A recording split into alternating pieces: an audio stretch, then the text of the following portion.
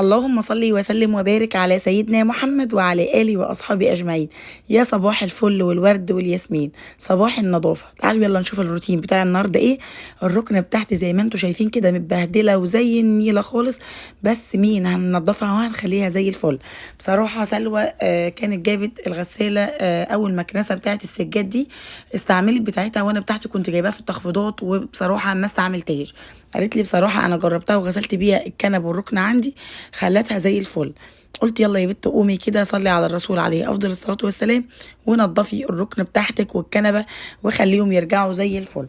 بصراحة بحب إن أنا العلبة بتاعة الغسالة أحط فيها مية سخنة أو مية بتغلي. فحطيت المية السخنة زي ما انتوا شايفين كده، ودي عبوة بتيجي من الصابون بتاع الغسالة أو بتاع المكنسة.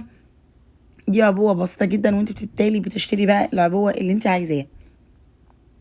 بصراحة اللي عمل في الركنة بتاعتي كده اشتريت كسوة، فكانت خفيفة، كانت خفيفة قوي، اي حاجة كانت بتطبع تحت على الركنة. اتفاجئت انها اتبهدلت لما جيت اشيل الكسوة، لقيت لا بتحمي ولا اي حاجة. جبت بقى كده وقلت لا اجرب ان انا اغسل الركنة واشوف فعلا هل هي هتنضف ولا لا. ابتديت ان في قطعة كده تحت ايديا. بصوا بقول لكم القطعة دي بتضغطي عليها بتجيب المية اللي انت عايزاها.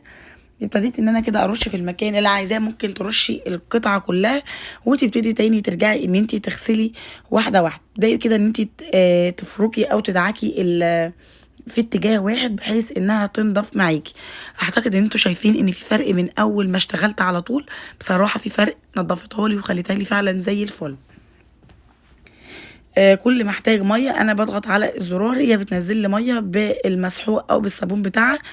الحركه اللي انا بعملها دلوقتي يعني مش دايما ايدي على الزرار بتاع الميه. دلوقتي انا بشفط الميه اللي انا حطيتها، ولما احتاج ميه تاني انا ببتدي ان انا ارش ميه تاني، او بحط ميه من الميه النضيفه اللي عليها المسحوق. قلنا لازم نمسك كده الركنة نخليها ترجع زي الفل. اكتبوا لي كده في الكومنتات اللي بيعمل معايا الروتين، قولوا لي وصلتوا لحد فين. عملت معاكم التلاجة وعملت معاكم البوتاجاز وعملت الدرف بتاعة المطبخ، عملنا الحمام، عملنا أوضة النوم. قلت لكم على أفكار حلوة جدا وبسيطة إن احنا نستغل المساحات الضيقة. بصوا ركزوا كده، كل ما بضغط أنا ببتدي أخد المية اللي أنا حطيتها في على بصوا ركزوا كده، سواء ضغطتي كده او ضغطتي عكس، بس هي الضغطه اللي انت تاخدي لقدام بصراحه هي اكتر حاجه بتشفط اي بقعه ميه انت حطيتيها. شايفين الفرق؟ انا ما حطيتش صابون كتير، انا ممكن ان انا كنت احط صابون كتير وارجع املى ميه تاني علشان اشطف. بصراحه انا ما حطيتش صابون كتير علشان انا ما ارجعش احط ميه تاني واشطف مكانها، فحطيت صابون قليل وقلت الميه السخنه او الميه المغليه هتكفي.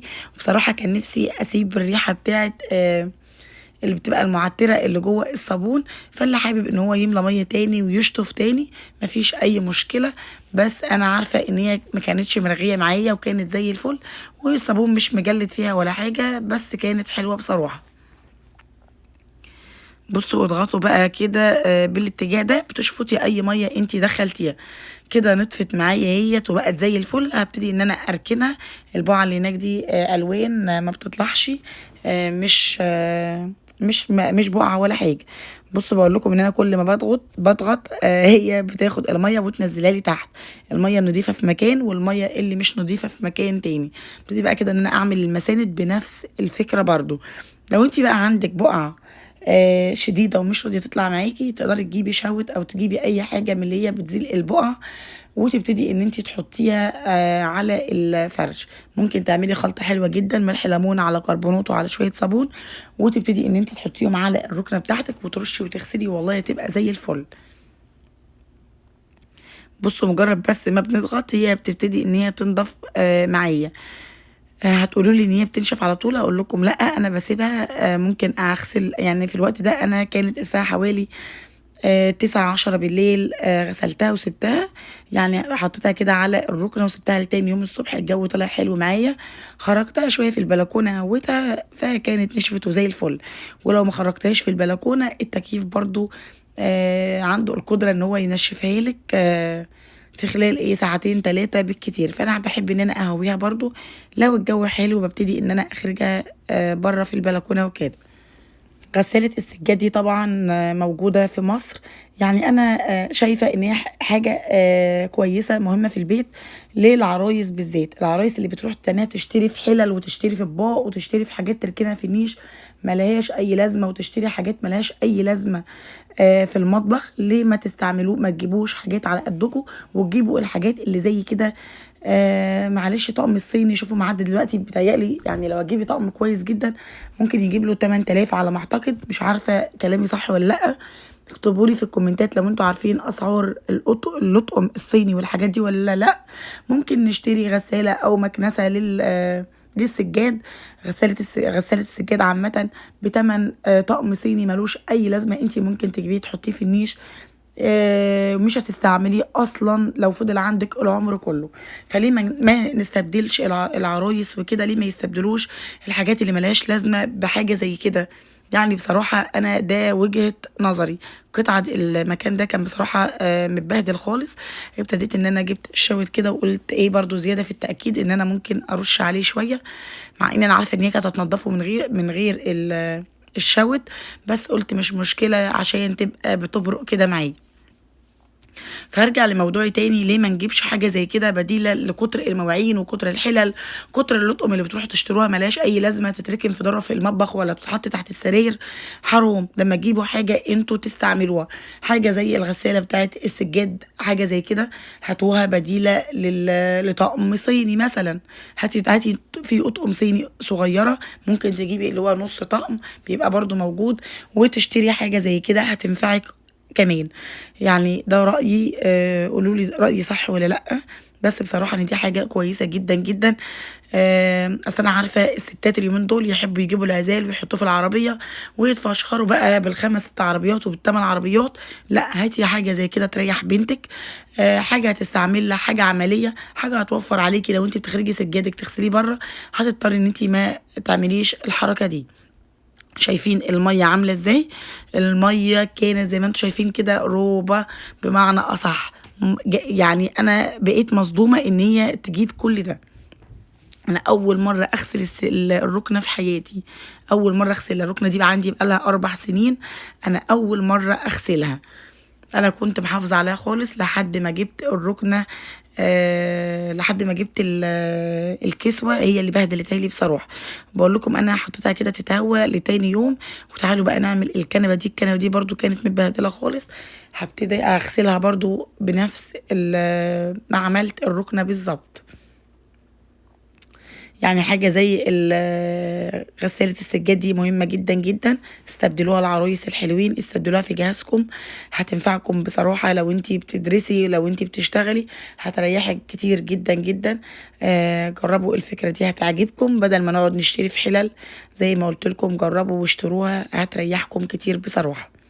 ابتدي بقى كده ان انا امسكها كده انكتها نكته محترمه، هرجعها زي ما كانت بالظبط. عجبتني فكره المكنسه بتاعه السجاد دي او المغسله بتاعه السجاد دي. مش عارفه ما بيقولوا عليها، بس ما بيقولوا عليها مكنسه بصراحه. مكنسه من اللي بتغسل السجاد بيقولوا عليها كده. بصراحه عجبتني قوي قوي وابهرتني بصراحه. ممكن كمان تغسلي بيها المرتبه لو عندك المرتبه التاكي اللي هي السفنج دي، تقدري ان انت تغسليها بيها على فكره هتنضفها. هعمل معاكم برضو روتين ليها واشوف هل فعلا هتنضفها لي ولا لا. بصراحه الموضوع عجبني. يعني مش هتخليني اشيل هم حاجه تاني. وهغسل برضو السجاد يعني بيها وكده. ابتديت لقيتها اتملت وان هي محتاجه ان هي تترمي. شايفين الميه انها لازم تترمي لانها ابتدت تجيب ميه من تحت. فروحت فضيتها وكده وجيت حطيتها تاني. وكل الميه بتاعت الغسيل ما بتخلص بملى ميه غيرها وبحط صابون عليها او بحط الغسول بتاعها عليها. بصراحه النتيجه حلوه قوي قوي قوي. اي حد عايز يجيبها ما يترددش، النوع ده حلو قوي. هعمل لكم بيه فيديو وهقول لكم طريقة الاستخدام بالظبط. بصوا رجعت زي الفل كده. خلاص انا خلصت، هنام بقى واصحى الصبح ونكمل الروتين بتاعنا. نمت وقمت وبصوا قلت بقى يلا الجو لقيته زي الفل. بصوا شايفين الجو؟ ايوه كان في سنة هوا بس بصراحة كان جميل والشمس كانت طالعة والجو كان حلو قوي. تعالوا يلا بقى نكمل الروتين بتاعنا.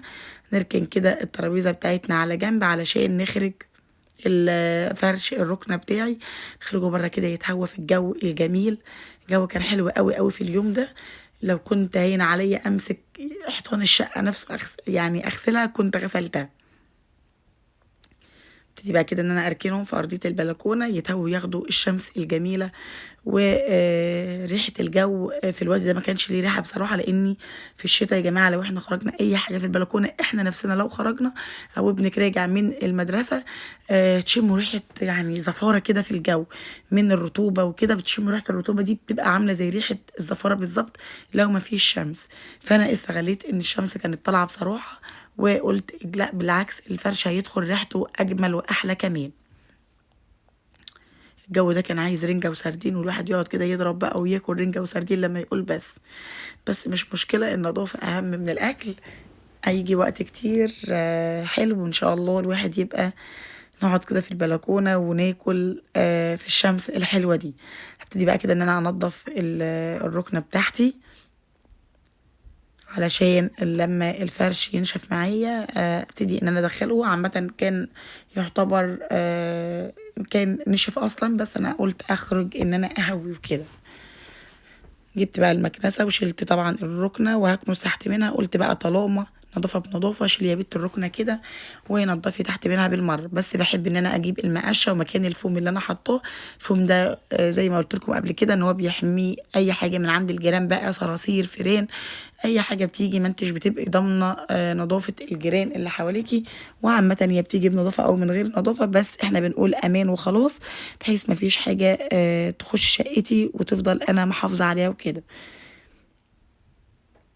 وببخ كمان يعني ممكن اشيل الركنه وبخ كمان جايبه بخ كده او رش بتاع الصراصير وكده او رش كامل بمعنى اصح. ابتدي ان انا ارش برضو تحت الركنه بتاعتي. طالما بشيل وبنضف يبقى نظافه بنظافه. كل ما اكنس كده الاقي دبوس ابره اشيله واقوم حاطاه في العبايه بتاعتي على ما اخلص. قوموا يلا اتشجعوا كده ما تكسلوش وما تسرحوش. قوموا يلا كده لو في حاجة وراكي عايزة تعمليها قومي اعمليها. خلاص باقي ايام قليلة على رمضان. كل سنة وانتم طيبين يدخل عليكم بالفرح والسعادة والرزق يا رب لولادكم. قوموا يلا كده اتشجعوا. الفيديوهات ديت ما هي الا انها تشجيع ليكم.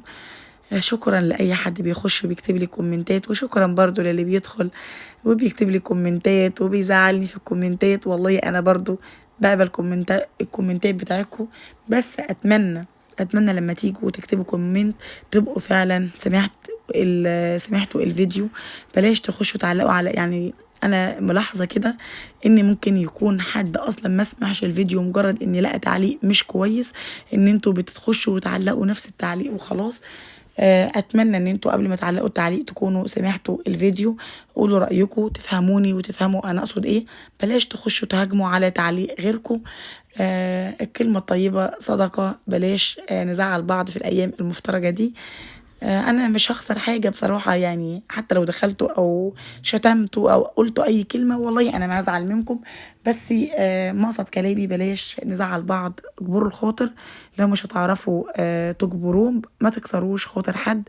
ما انتوش عارفين الكلمه اللي ممكن تكتبوها او الكلمه اللي ممكن تقولوها تعمل ايه في البني ادم. ممكن البني ادم ما ينامش ليل بسبب كلمه قلتوها او بسبب ان انتوا ما كنتوش فاهمين او مش فاهمين بقى. يعني انا فعلا متاسفه لو انا عملت اي فيديو ما قدرتش اوصل لكم المعلومه. فعلا حقكم عليا لو انا ما قدرتش اوصل لكم المعلومه دي. انا ما قصدتش اي حاجه باي فيديو عملته سواء فيديو اسعار سواء اي فيديو. افهموا الموضوع كويس او اسمعوا الفيديو كويس. بلاش كله يخش يهاجم على تعليق غيره. اسمعوا الفيديو كويس قبل ما تهاجموني. شكرا جدا ليكم وشكرا لأي حد بيخش ويضغط لي لايك ويساعدني. شكرا بجد. وربنا يسعدكم زي ما بتساعدوني بضغطكم على اللايك. واللي أول مرة طبعا يشوف القناة بتاعتي ما ينساش يدعمني بالاشتراك فيها وتفعيل زر الجرس علشان يوصل له كل جديد. يلا تعالوا بينا نرجع للموضوع بتاعنا او للروتين بتاعنا. ابتديت كده ان انا جبت منديل مبلل وقلت امسح، لقيت فيه تراب على الشاشه من ورا، قلت امسحها كده وانضفها بالمره. انا ممكن كنت خرجت الفرش بتاع الركنه واقعد على كده واقول خلاص بقى على ما ينشف وادخله، فقلت لا، اشغل نفسي على ما ينشف اكون برضو نظفت جزء كده من الشقه، اشيل السجاد علشان طبعا انا هغسله بالمره. بغسل بقى بصراحه، كل ما اغسل حاجه في الشقه احس ان في يعني عارفين انتوا احساس لما تغسلوا مكان تحسوا ان المكان التاني مش نظيف؟ عارفين انتوا الاحساس ده؟ لما باجي اغسل اي حاجه او انضف اي حاجه تلاقي حاجه بكل حاجه لما بتنضفي حاجه الحاجه التانيه بتبان انها مش نظيفه، فبتقولي يلا بقى تعالوا ما نشجع ونعمل بالمره. قوموا يلا ما تكسلوش كده، خلاص خلصت. روقت حواليا ونضفت الصالة، الركنة بتاعتي نشفت دخلتها. واستنوا الفيديو بتاع غسيل السجاد هنزله لكم برضو، فيديو حلو جدا جدا جدا، هتقوموا هتتشجعوا ان شاء الله. قوموا يلا خشوا الحمام كده لو ما عندكوش البتاعة ديت، وابتدوا بقى كده بالفرشة والصابون ولا الاريال، وامسكوا السجاد بتاعكم ونضفوه كده. خلاص انا خلصت الفيديو بتاعي بصراحة، نطفت وبقت زي الفل، راضية عن نظافتها. وابتديت ان انا جبت الكسوة كمان وفرشتها، بس ده انا واخداه من الفيديو التاني. جبت القطعة ديت بنفس اللون، مؤمن ساعدني وخلاص خلصنا والفيديو بتاعي خلص. استنوني في فيديو جديد، مع السلامة.